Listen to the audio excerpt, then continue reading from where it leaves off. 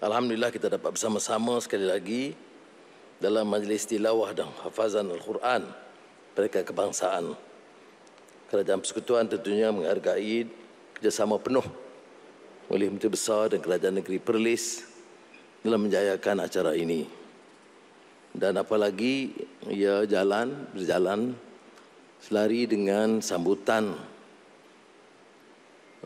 Jubli Perak Tuanku Raja Perlis yang berlangsung baru-baru ini dan memberikan kita semangat perpaduan dan juga pertahankan prinsip negara yang berperlembagaan, memuliakan raja dan kebajikan rakyat keseluruhannya. Mendengar dari doa saya bersama sebentar tadi, menekankan asas yang harus kita renungkan, ya tafaqquh fid din. Tujuan kita menyebarkan, menghidupkan budaya pembacaan Al-Quran dan hafazan ini tentunya dalam kerangka menggali, mempelajari, menjadikan Al-Quran itu sebagai pedoman. Ya ayyuhallazina amanu istajibu lillahi walir rasul iza da'akum lima yuhyikum. Jadi ini kemudian yang mencabar kita, yaitu setelah tafaqquh fid din, dicabar, dituntut untuk menghayati. Dan di sinilah kemelut yang disebut malais, cabaran umat, sejauh mana kita berupaya menguasai, menggali Al-Quran dan menjadikannya pedoman ke arah persatuan, membina kekuatan dari din kepada Madinah, kepada tamadun yang cuba kita rungkai dalam negara madani ini. Tidak mungkin lari dari asas din. Dan din selalunya berkembang dari satu pusat, kota kemudian negeri. Dan negeri itu hidup dengan dasar ilmu yang kukuh. Dan dasar ilmu itu yang dicermati, dihayati untuk menjadikan dan membina kekuatan baru tamadun. Negara umpamanya harus terangkat dengan nilai. Sebab itu dalam memperkenalkan dan cuba mendapatkan meningkatkan kefahaman tentang madani, kita ada sedikit kelainan daripada konsep pembangunan seutuhnya yang dibicarakan sebelum ini. Benar, ada keperluan. Negara harus membangun rancak dan segar. Tidak harus ketinggalan dalam apa bidang. Tapi pembangunan kita itu berdasarkan nilai dan akhlak. Kerana ini membedakan kita dengan kefahaman lain, dengan ideologi lain. Dan dengan kerakusan yang berlaku. Apalagi dalam dunia sekarang yang mencabar seluruh prinsip nilai kemanusiaan itu sendiri. Kebenaran dalam apa yang disebut post-normal time itu sudah dianggap post-truth. Kebenaran itu sudah relatif. Yang hak itu juga relatif. Yang ma'ruf juga relatif. Sebaik saja kita pegang konsep laicity, sekular ekstrim begini, ia tentunya akan meninggalkan daripada prinsip akidah yang kita faham. Tapi saya bawa balik kepada tafaqquh fid din, kerana itu juga mencabar.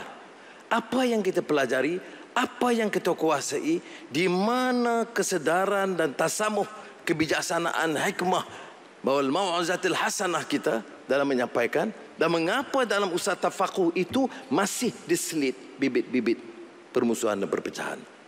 Dan ini dalam menyambut apa yang disarankan oleh saudara saya Menteri Besar Muhammad Syukri tentang menyebarkan suatu permulaan yang sangat baik di Perlis yang harus juga kita teruskan seperti mana juga dilakukan oleh banyak negeri, oleh JAKIM, Kementerian Pendidikan, dan hampir semua pusat-pusat latihan yang kita kerahkan sekarang. Ya, tetapi masih belum menjawab apakah manhaj tarbiyah yang boleh diperkenalkan, yang boleh menjamin tahap kefahaman yang mantap, yang positif, yang membina, yang memberikan satu semangat qawi yang betul-betul kekuatan baru yang boleh mengangkat martabat, harakat, darajat umat ini. Dan saya percaya para ulama, hakim-hakim muhfazan yang sudah tentu lebih arif, para mufti, harus juga menerima cabaran ini. Bagaimana harus kita pupuk kesedaran baru di kalangan umat ini.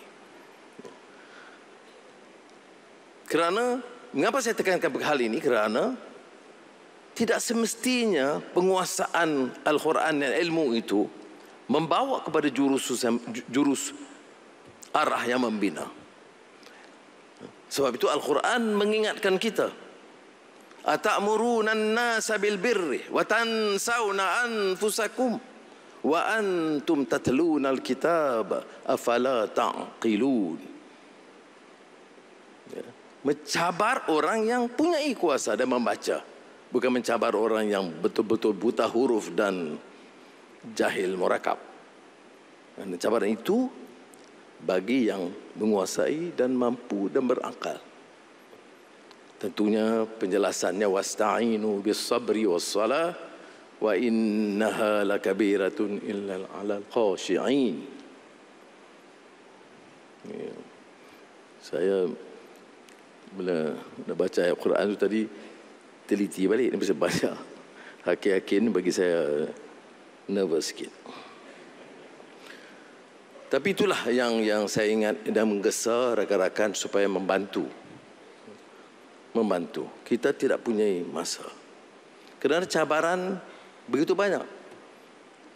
Alam ini kita tekankan bagaimana penguasaan Al-Quran itu menjadi basis untuk mengangkat martabat, harakat, darajat umat, membina tamadun dan negara madani.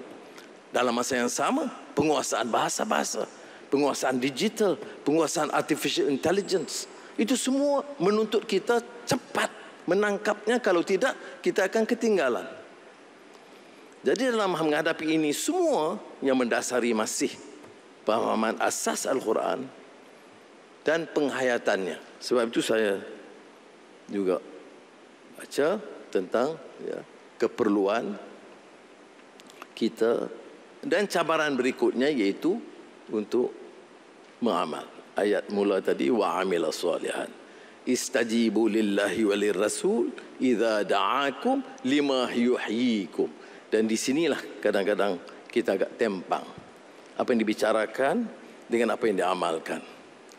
Bicara tentang akhlak dan nilai dan kesabaran dan hikmah, wal mau'izatul hasanah wajadilhum billati hiya ahsan, tapi tidak semestinya dilontarkan, disampaikan begitu.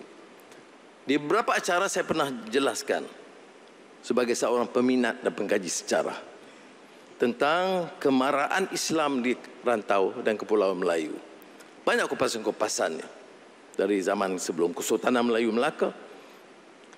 Datangnya orang-orang seperti Raniri yang ke pusat bahasa di Pahang dan kemudian menguasai bahasa Melayu dan menyebarkannya. Dari cerita-cerita dari babat Tanah Jawi tentang 9 wali Jawa, kebijaksanaan mereka sebagai pengajaran tentang cara hikmah, tentang pengembaraan sang pengembara terkenal Ibn Battuta yang menjadi Syekhul Islam Perlak. Bagaimana dengan hikmah dan kebijaksanaannya boleh menarik orang-orang yang hampir enemies, yang tidak kenal agama. Pendekatan yang penuh dengan hikmah. Sampaikan di catat tentang kebijaksanaan, menyampaikan dan memahami tentang peringkat-peringkat kefahaman supaya jangan umat itu lari, berkecai atau bermusuh. Di antara contoh disampaikan ialah tentang mengajak ibu-ibu menyempurnakan solat asas, penghaman asas, tanpa menyinggung soal pakaian mereka, kerana seperti mana kita tahu, nenek moyang kita sekata itu hanya pakai kain dan tidak ada pakaian menutup sebelah atasnya. Ibn Battutah tidak menyentuh soal itu, cuma mengingatkan bahawa dalam solat pakaian harus begini. Sehinggalah ditanya, ya, bagaimana harus solat pakaian lain di luar pakaian lain. Itulah pendekatan yang penuh hikmah. Saya tidak pula menganjurkan sekarang diperlis, kerana pendekatan kita perlahan-lahan, besok sampai ke Kanga dan Arau Padang Besar, atau selerak tarak tengah jalan, kerana Anwar kata boleh buka dulu. Jangan. Tapi saya nak jelaskan tentang hikmah dakwah dan kebijaksanaan yang mencabar kita.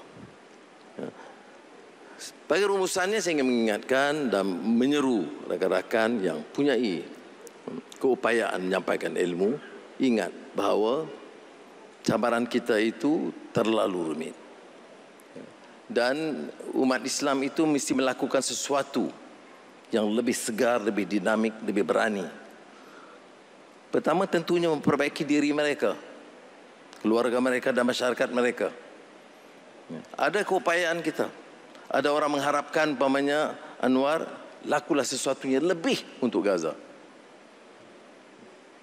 Kita merintih di dalam tentang masalah. Satu keputusan Presiden Donald Trump mengenai tarif menggugat sebagian besar dunia, apalagi dengan negara Islam. Soalnya, mengapa? Kerana kita tidak ada kekuatan dalaman.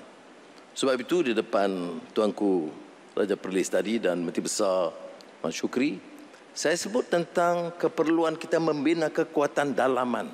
Kekuatan dalaman itu bukan saja akidah dan akhlak dan syakhsiyah, tetapi kekuatan keseluruhannya, keluarga dan masyarakat. Ya, kalau dalam konteks ekonomi dikatakan domestic economic resilience, daya tahan yang kuat.